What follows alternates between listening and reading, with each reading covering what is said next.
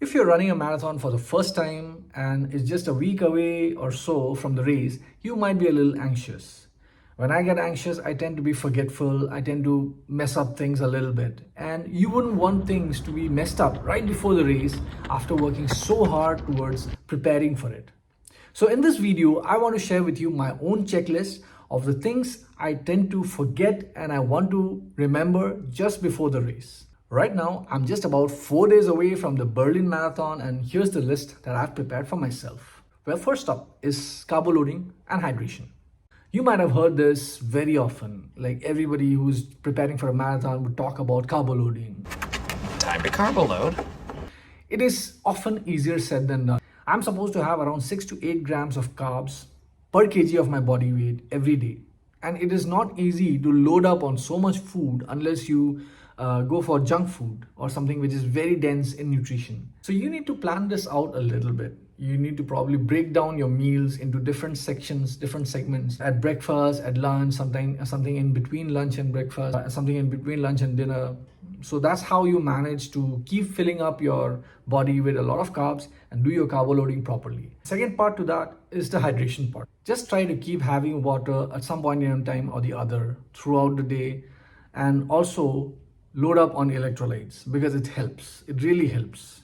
Number 2, don't try anything new towards the last week of the marathon. Towards the last week, you tend to have something called paranoia. So you might be feeling like you're losing fitness, you might be feeling weird pains in your body, or you might be just worried sick that you're not going to be able to perform if you don't do a little bit extra. Don't do it, because the last week is supposed to be the taper week and you're supposed to be relaxing, letting your body recover and getting ready for your body to perform at its peak during the marathon. So don't try anything new. Don't do any new exercises. Don't do any extra rolling or stretching which I've never done before. So don't try anything new. Number 3, fix your race strategy and revise it. This is really important because you are running probably in a terrain where you have not run before.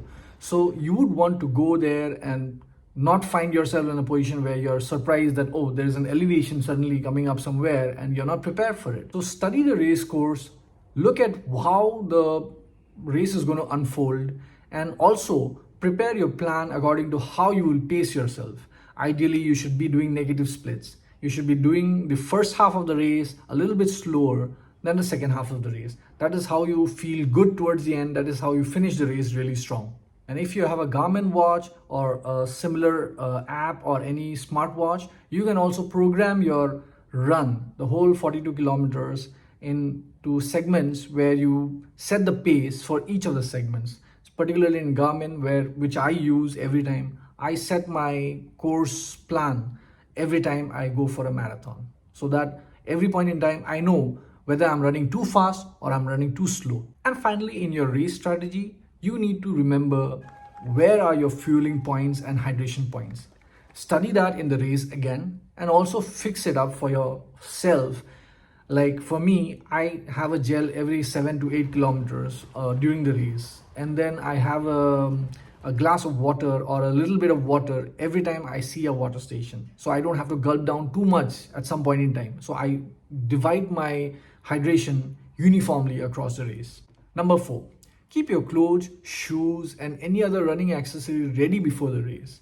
I usually prepare it and lay it out and then try to keep a spare for it, because any point in time, if you're flying and you're checking in your luggage, they might misplace it or something might go wrong. So you don't know what might happen. So always keep your clothes ready and keep a spare in your luggage, which is in your hand baggage.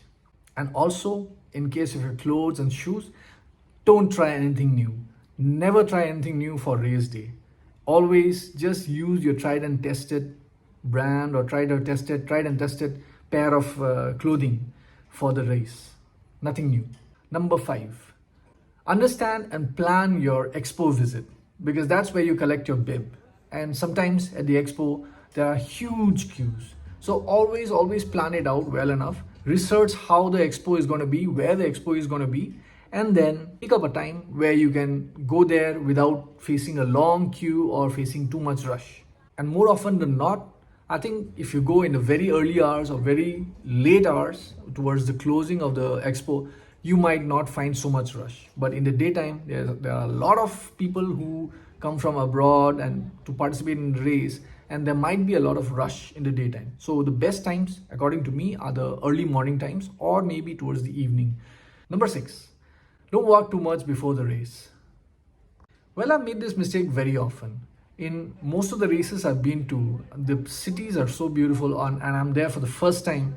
So I end up walking a lot, exploring the locations, exploring the monuments or the tourist places.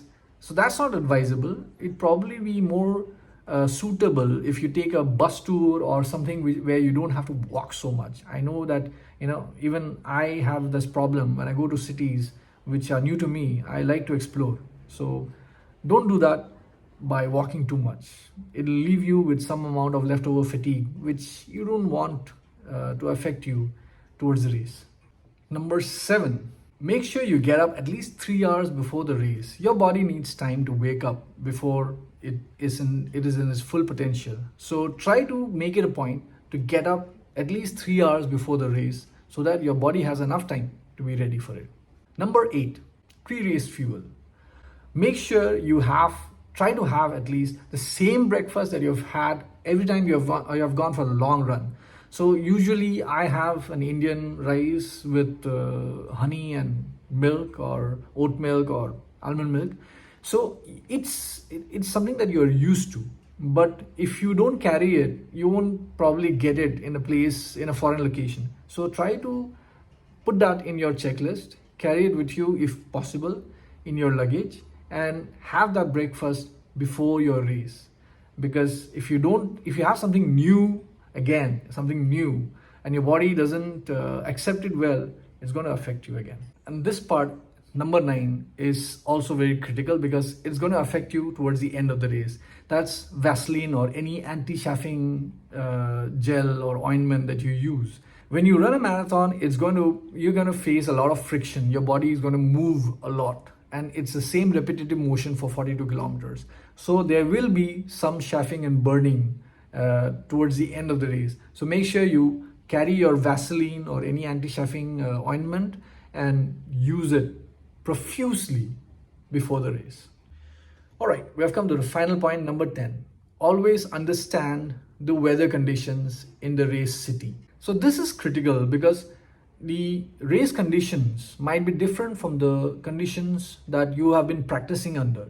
It might be too cold, it might be raining, or it might be too warm in those places wherever you're racing.